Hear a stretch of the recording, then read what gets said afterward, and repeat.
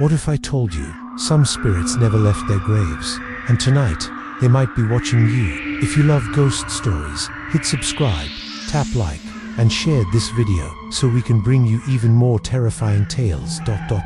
Subscribe, like, share to keep the ghosts coming. The forest that surrounds Houska Castle is unlike any other place in Bohemia. The air is thick, unnaturally so, as though centuries of whispers hang suspended in the mist, waiting to ensnare the breath of those who dare to listen. When the wind moves through the black pines, it does not merely stir the branches, it seems to drag across the surface of time itself, tugging fragments of forgotten ages into the present. There is a heaviness here, an invisible pressure that presses against the skin, as though unseen eyes are always watching.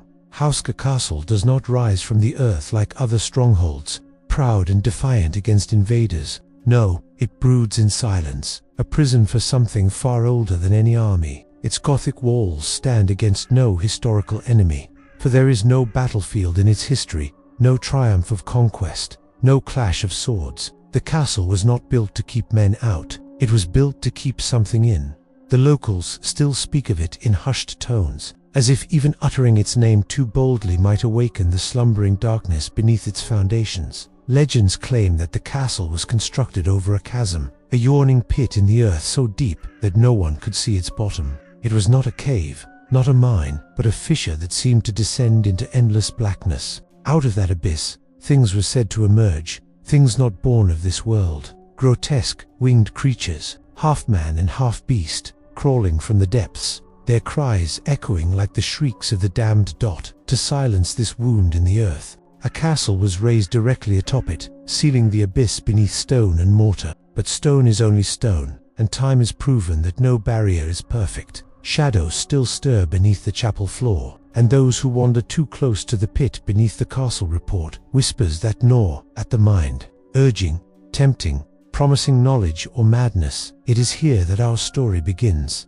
For centuries, scholars, priests, soldiers, and wanderers have all been drawn to Houska Castle, each seeking answers to questions that claw at the edges of human understanding. Is it truly a gateway to hell? Is it merely an old fortress, warped by centuries of superstition? Or is it something worse, something that defies all categories, belonging to neither heaven nor earth, but a place that predates both? I first heard the tale in Prague, in the dim backroom of a tavern whose walls leaned with age and whose rafters were stained with generations of smoke. The man who told me was old, his hair white as snow, his hands trembling slightly as he lifted his glass. He spoke not as a storyteller spinning fables, but as one who carried the weight of memory, the kind of memory passed down not through books, but through blood. His family, he said, had lived near the castle for centuries. They had seen the travelers who came and never returned. They had heard the screams that tore through the night when no living soul was near the castle walls.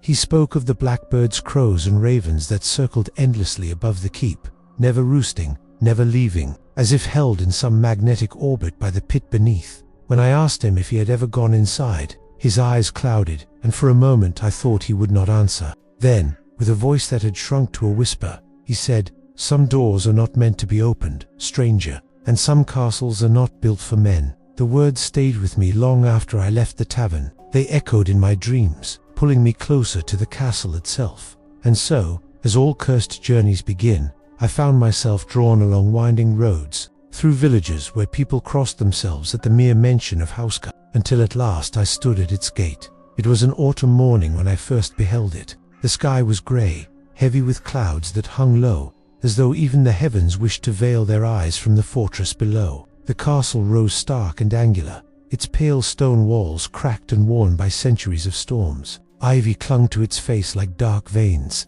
and the windows gaped like hollow sockets. There was no grandeur, no majesty, only an emptiness that devoured the landscape around it. The gates were closed, but I had been granted permission to enter by the current caretakers, who treated my arrival with the same uneasy courtesy as one might grant a doctor visiting a plague house. They spoke little, their eyes averting mine when I asked questions. It was as though the castle itself had trained them to silence. Inside, the air was colder. The halls smelled of damp stone, old wood, and something else, something faint but undeniable, like the copper tang of blood left too long in the earth. My footsteps echoed strangely, the sound stretching farther than it should, as if the walls themselves carried whispers back to me. But the heart of Houska Castle, the very reason for its existence, lay beneath the chapel. I had read of it, the pit, the abyss sealed beneath layers of stone. Legend said that when prisoners were lowered into it centuries ago, their screams rose back up, not as human cries, but as the howls of things twisted by the void dart. It was this pit I had come to see, though even as I descended into the chapel's shadows,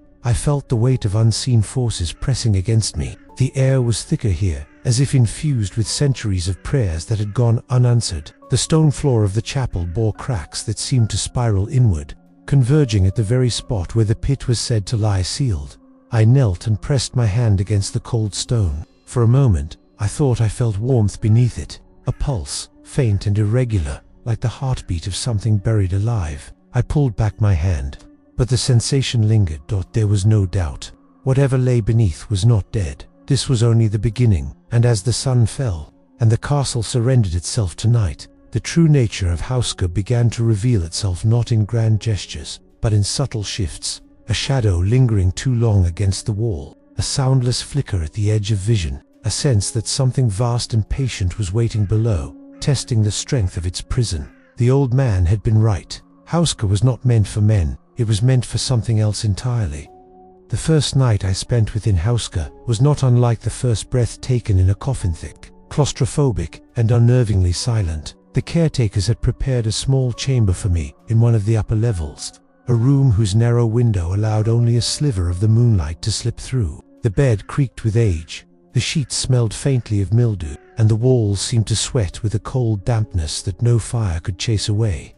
I lay awake long after the candle had guttered, my body tense beneath the heavy blanket. The silence was unnatural. No wind rustled the ivy on the stone. No nightbird cried from the forest. Not even the scurrying of mice disturbed the stillness. The air seemed emptied of all ordinary life, leaving only a pregnant pause and expectancy that made my skin crawl. It was near midnight when the silence broke. At first, it was subtle, the faintest scratching sound, as if nails dragged against stone somewhere deep within the walls. The noise was steady, deliberate, moving with purpose. Then it stopped. I held my breath, waiting. Moments later, it began again, this time closer, as though something unseen was crawling its way toward me. I lit my candle with trembling fingers, the flame flickering wildly as if fighting against a breath I could not feel. Shadows leaped across the walls, distorting into grotesque shapes that seemed to sneer and leer at me. I stepped to the door and pressed my ear against it,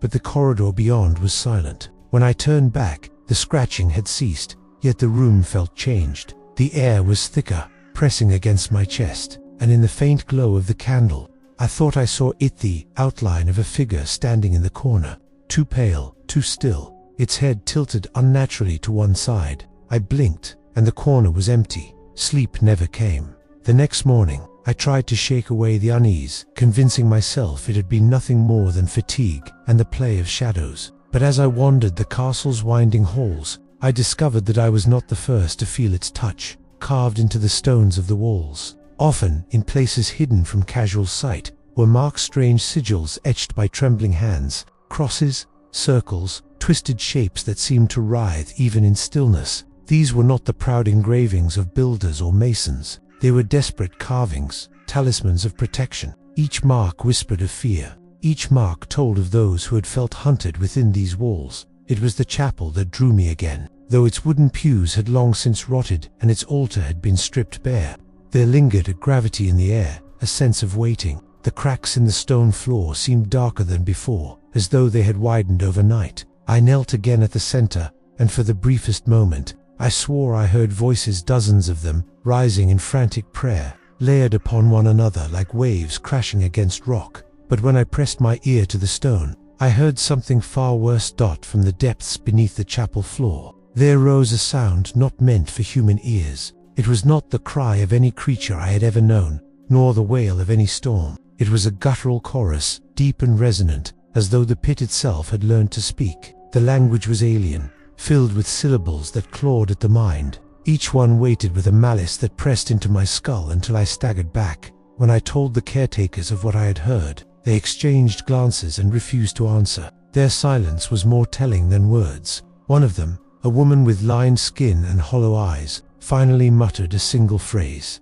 They call it the breath of the abyss. From that moment, I began to notice the changes. The castle did not reveal its horrors in grand displays, but in subtle trespasses, chipping away at the mind like water wearing down stone. Shadows moved when no light shifted. Doors that I had closed creaked open behind me. A chill would pass suddenly through a corridor, and with it came the faint scent of rot and sulfur, lingering only long enough to curdle the stomach.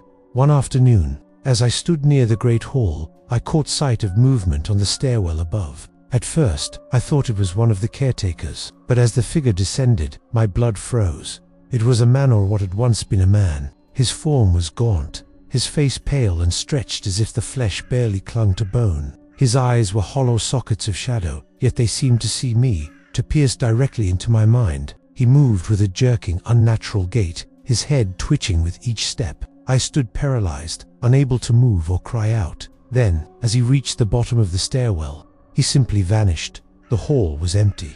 The caretakers denied having seen anything, but I knew they lied. There was a heaviness in their voices, a weariness in their eyes, as though they too were stalked by visions they dared not speak aloud. Night after night, the castle revealed more of its true nature. I heard footsteps pacing above me when no one occupied the rooms. I saw flickers of faces peering through doorways, only to vanish when I turned my head. My dreams were filled with the Pittleways, the pit yawning wide, its depths pulsing with a red glow, hands clawing upward from the blackness, voices calling my name.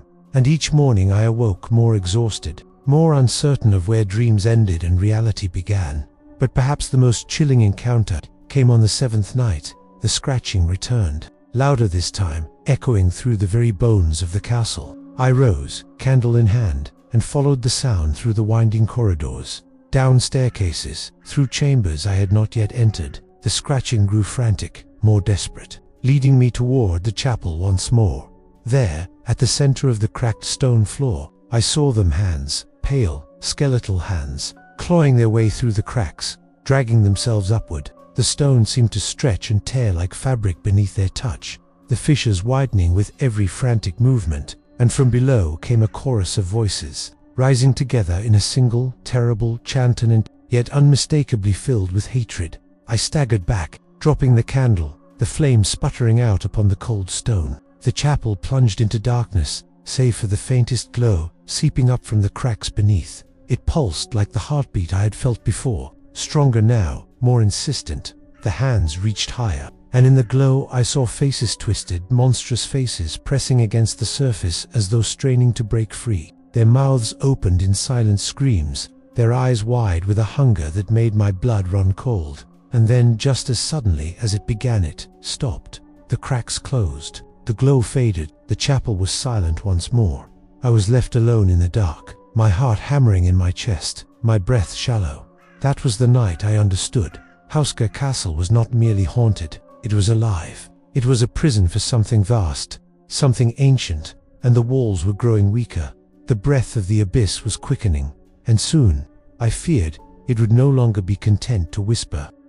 The days bled into nights, and the nights into a single, unbroken darkness. Time lost its rhythm inside Houska. The castle swallowed the hours, twisting them until dawn felt no different from midnight. I no longer trusted the clocks I carried, for their hands spun in erratic jerks, as if caught in the same unseen current that pulled at my mind. The caretakers had grown more silent, their eyes haunted by something I could not name. They no longer brought me food, nor did they answer when I called. On the 9th day, I realized with a sinking dread that I was utterly alone. The castle had consumed them or hidden them from me. The air itself seemed alive now, humming faintly, as though the stone walls vibrated with some low frequency beyond human hearing. The corridors narrowed, twisted, and lengthened, leading me in circles that always ended at the chapel. I began to suspect that the castle was guiding me, shaping itself around me, pulling me toward the one place I feared most. And then it began. On the 11th night, the castle shuddered with a sound that shook the earth. It was not thunder, though it roared like a storm, nor was it an earthquake, though the very stones groaned and split. It was a voice, deep, resonant, reverberating through the foundations. The breath of the abyss had become a cry. I fell to my knees in the corridor, clutching my ears, but the sound came from within as much as without. My blood pulsed with it. My bones rattled with it. The castle seemed to sigh, exhaling centuries of pent-up terror. Doors slammed open of their own accord. Windows shattered. From the cracks in the floor seeped not dust but a black vapor, thick and swirling, carrying with it the stench of rot and sulfur. It clung to my clothes, my skin, my lungs, until each breath burned. Then the figures came dotted first. They were shadows, elongated, impossible shapes stretching across the walls. They moved independently of any light, twisting and writhing as though struggling to free themselves from the stone. Faces emerged within them, contorted, screaming, their mouths opening wider than any human jaw should. The shadows peeled themselves from the walls and took form.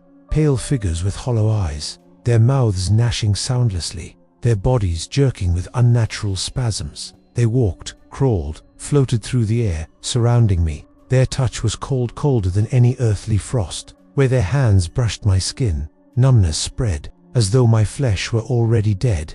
I ran, through corridor after corridor, my candle extinguished, my only light the faint, pulsing glow that now emanated from every crack in the stone. The voices rose in a cacophony, no longer whispers but a chorus of blasphemies that shredded the mind. They spoke in a language older than any I had known, but I understood its intent. They were calling me downward. The chapel awaited. I burst into it with a cry, the great wooden doors slamming shut behind me of their own accord. The air was thick with smoke and shadow, the floor trembling beneath my feet. The cracks had widened into jagged fissures, and from them poured a light not of fire nor of earth, a molten red, pulsing like the veins of the underworld.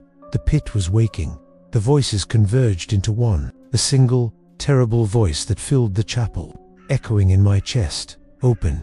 The fissures tore wider, stone giving way as though it were paper. Hands clawed upward, dozens, then hundreds, pale and skeletal, their nails scraping against the stone. Faces pressed against the cracks, mouths stretched wide in silent screams. Their eyes burned with hatred, with hunger. I fell to the ground, clutching my ears, but the voice would not be denied. Open. The altar split in two, the floor buckled, and at last, the pit revealed itself. It was not a hole in the earth, not a cavern or a shaft. It was absence itself, an endless maw, devouring light, devouring sound, devouring thought. Looking into it was to stare into the negation of all things, into a void that unmade everything it touched. The edges shimmered with heat, though the air grew colder still, and from that abyss something began to rise. Not a creature as we would know it, not beast nor man, but a form too vast, too shifting, too terrible to name. Wings that were not wings unfolded in the dark, blotting out the faint light. A body that was not flesh but shadow and flame writhed upward, its outline impossible to grasp, as though the mind itself recoiled from its true shape. Its eyes, two burning coals set in the shifting mass, fixed upon me, and in that gaze I felt my soul tremble. It spoke not with sound, but directly into my mind, its words searing themselves into the marrow of my bones. "You are mine," I screamed, though no sound left my throat. My body convulsed as unseen hands gripped me, dragging me closer to the pit. The floor split beneath my feet, stone crumbling away as though eager to deliver me. I fought, clawing at the ground, my nails tearing against stone, blood smearing the cracks. The voices above howled in triumph, their forms swirling around me, pushing me forward, and then amid the kahas heard another sound, a prayer, soft at first, then rising, echoing through the chapel, words in Latin, ancient and steady. I turned, and there at the doorway stood a figure cloaked in shadow, a priest's vestments clinging to his gaunt frame. His eyes burned with a desperate light as he held aloft a wooden cross, his voice unyielding as he cried out against the abyss. The entity shrieked, its form writhing, its gaze snapping away from me. The pit convulsed, the voices wailing in rage. The priest stepped forward, his words pouring like fire, each syllable a blade that cut into the darkness. I scrambled back, gasping, as the fissures trembled, the hands retreating, the faces sinking once more into the void. The entity reared, its form shuddering as though the very light of the cross burned its essence. The pit began to close, stone folded upon stone, the glow fading, the voices diminishing into silence. The chapel stilled, the air clearing, though the stench of sulfur lingered. The priest lowered his cross, his body trembling, his breath ragged. He turned to me, his face pale, his eyes hollow with exhaustion. "It is not gone," he whispered, "only sleeping, only waiting." And then he was gone. The chapel stood empty once more. The cracks had sealed, the altar stood whole, as though nothing had ever happened. But I knew better. The abyss had stirred, the prison had weakened, and though the priest's prayer had forced it back, its hunger had touched me. I could feel it still, deep within my chest, echoing in my dreams. It was not finished with me, and I feared it never would be. I left the chapel that night with the priest's words echoing in my skull. "It is not gone, only sleeping, only waiting." His voice clung to me like smoke, as though it had fused with the very air I breathed. But when I sought him in the corridors, I found no trace, no footsteps, no discarded cross, no human presence. Had he ever truly been there, or was he another apparition conjured by the abyss itself? Some cruel illusion meant to keep me tethered to hope. The thought gnawed at me as I stumbled back to my chamber. The corridors seemed longer now, bending in unnatural angles, folding upon themselves like a maze designed to test the mind rather than guide the body. My candle had long since burned down, and the darkness pressed close, thick as ink. Each step echoed like a drumbeat, reminding me that I was utterly alone, or perhaps not alone at all.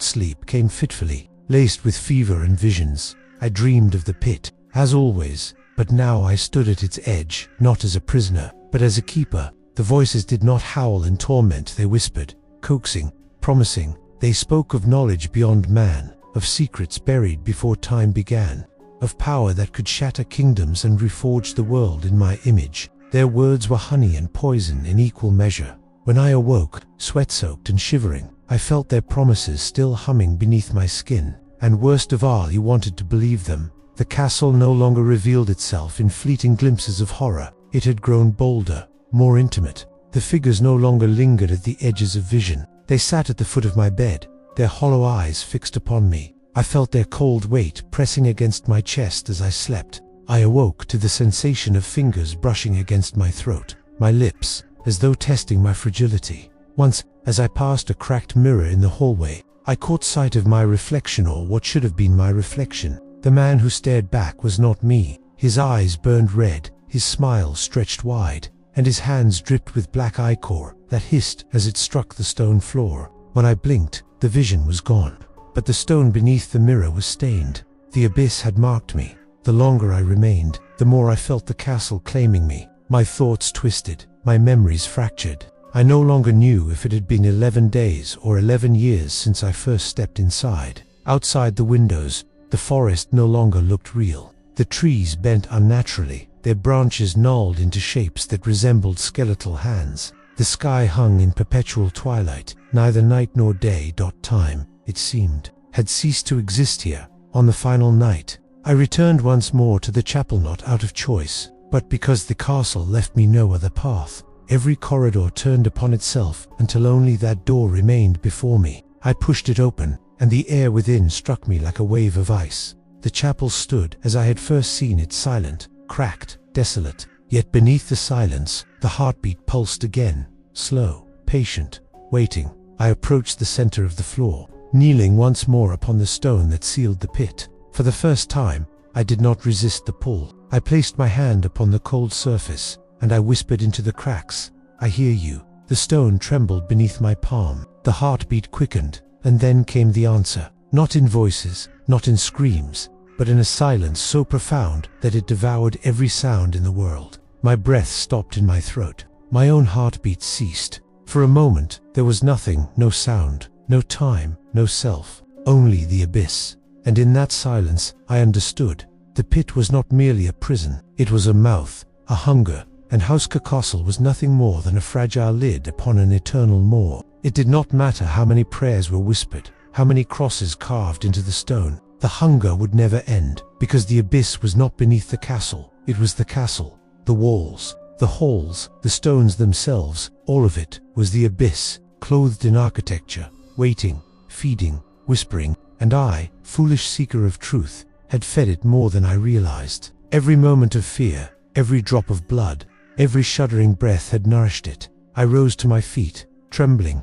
The chapel was no longer empty. Figures surrounded me, hundreds of them, pale and hollow, their eyes glowing faintly in the gloom. They did not move. They did not speak. They only watched, as though awaiting a decision I had not yet made. At the far end of the chapel, the shadows thickened, swirling, coiling into a familiar form. The faceless priest emerged once more, his cross clutched in his hand. But his eyes betrayed him this time. Not light, but fire. Not salvation, but damnation. He smiled, and in that moment, I knew he had never been my savior. He had always been theirs. The abyss does not destroy with violence. It seduces but waits. It makes you complicit in your own undoing.